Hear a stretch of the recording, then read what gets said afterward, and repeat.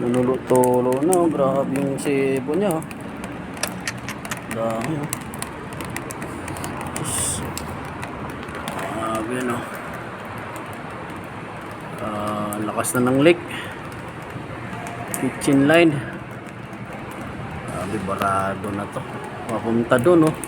Doon sa dulo. Punta ron. Punta natin, may tulo pa dito eh. Yan. Yung didosi na pipe yan. Yan yung barado, kitchen line. Dito meron din.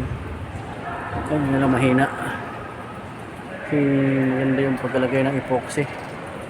Ito sa kabila talaga yung malakas. Yan o. Yan o. Sinahuran ko ng baldi kanina kasi patak-patak lang.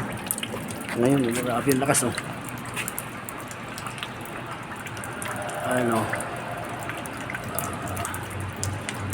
waste pipe, waste stock, ano yan, kitchen line. Pag ganyan nakatatak itong kabila, sewage pipe, sewer line yan, CR.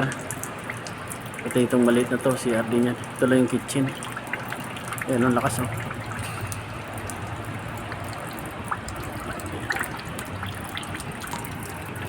Nulo-tulo na.